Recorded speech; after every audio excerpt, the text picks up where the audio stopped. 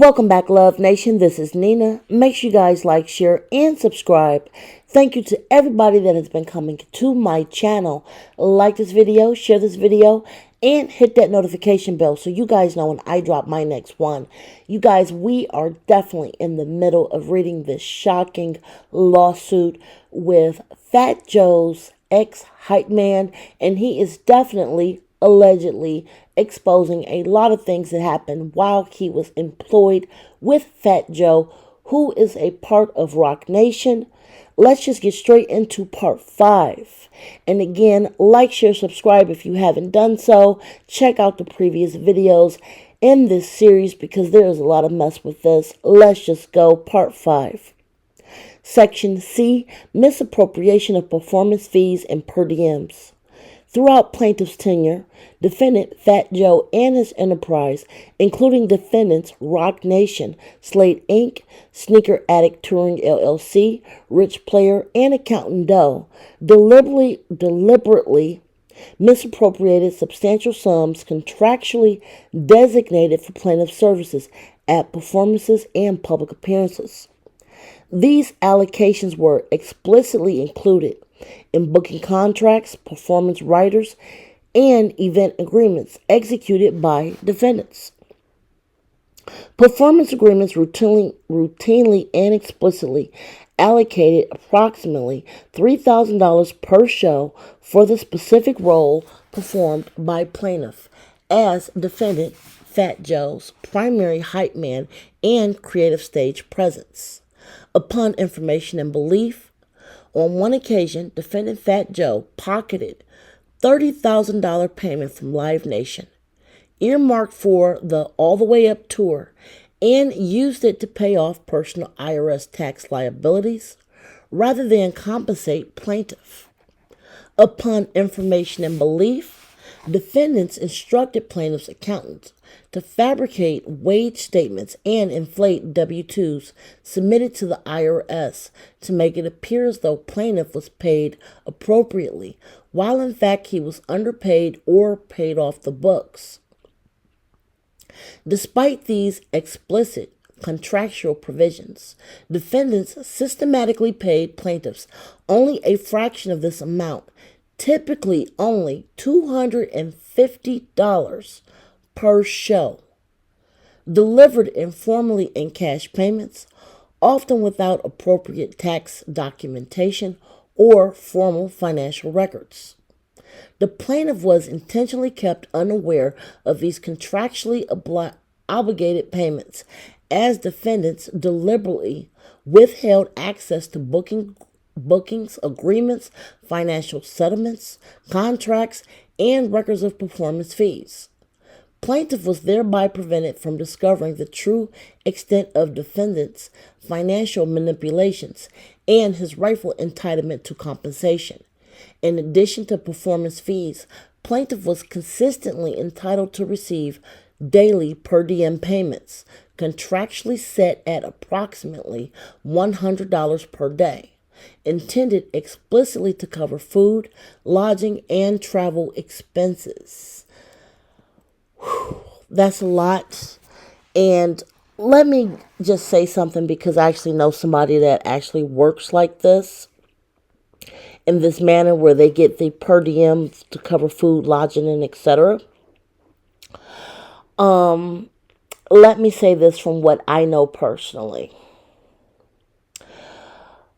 This has to be written, and this has to be receipts. Like, okay, let me give you an example from the person that I know that does this. It is in a contract that the person I know gets this, and they have to bring the daily receipts back to whoever the accountant or management is for that day. Okay, it was a time where the person I know got into tax trouble because the management on their end did not keep all the receipts together for whatever reason. I don't know. It could have been various things. But the person that I know kept literally daily receipts in a folder. Everything was neatly marked and dated. Now, when you're under contract and you're contracting somebody, and you be like, okay, because you're traveling with me or whatever, you get $100 per day. What the person I know personally that went through this, they were given an allocation and a company credit card, and they'd be like, look, I'm going to give you say $250 a day. This is for your lodging, your food, and etc. Okay, keep the receipts on your end and then you'll be good. So basically for breakfast, lunch, dinner, hotel, whatever, you got $250 and you got to keep the receipts. I don't know what it is for performers because the person I know is not a performer in this manner, but the person I know got $250 for the particular job that they work. If he kept the receipts, and I'm assuming that this is kind of like across the board, information. If TA, the ex-hype man, kept the receipts, I don't think that he would have a problem. However, if the company put it in a contract that this person, TA, who was the hype man, the ex-hype man, was supposed to get a per diem payment, and the per diem is actually on top of your contracted salary, okay? So this is like extra money, but the per diem is actually paid off through management, and this does not come out of your check. It's just for them to keep record, okay? So if he did not get this and he has a copy of that contract and they didn't keep the receipts, but he kept the receipts, okay, they could be actually in trouble on this part. Let's just keep going. Across approximately 200 performances and appearances, these per diem payments amounted to over $60,000. Defendants unlawfully retained and diverted these per diem funds, depriving plaintiff of resources specifically allocated for his basic personal and professional needs. I'm going to pause right there again because this is actually a true statement, because again, I have a friend that actually travels for work, and they do get a per diem in a contract.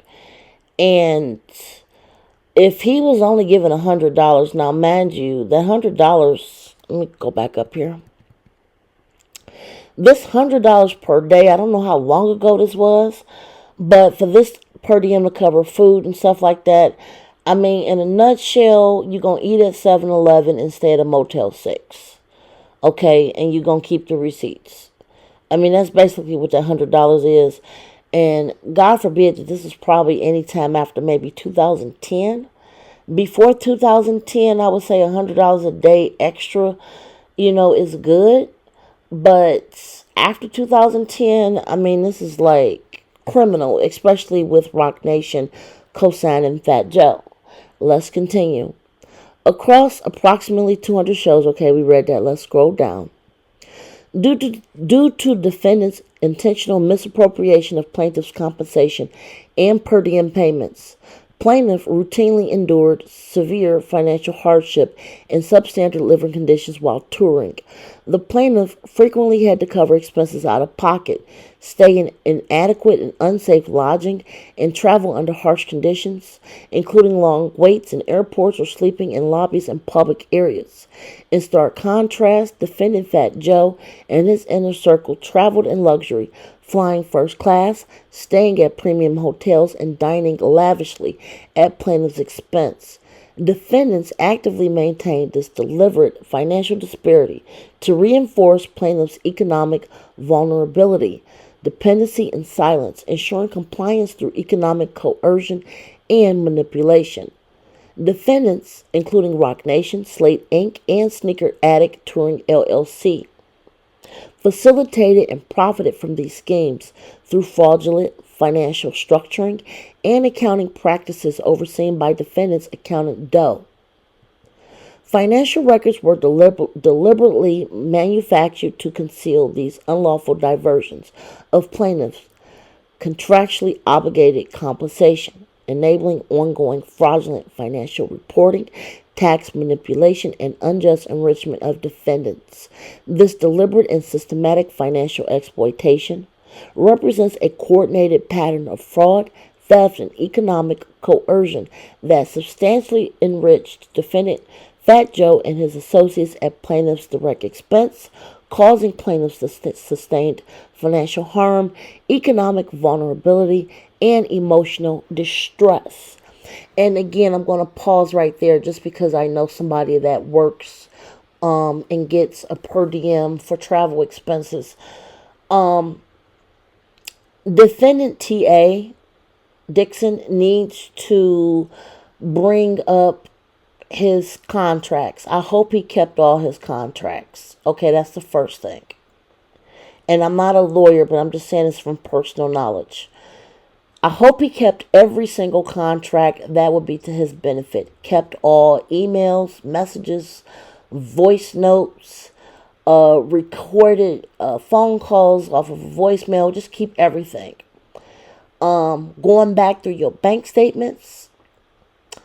And this is probably at his advantage if he has a bank account, to be able to go back, and like I said, you can go to the bank and request all your old bank statements because they have to, by law, keep them on record. And if he can show that, for example, now this is just an example, if Fat Joe was in Nevada, okay, Las Vegas, Nevada, on May 1st, okay, let's just say May 1st back in 2008, and this hype man, T.A. Dixon, that's suing him, said that he was supposed to be allocated a per diem.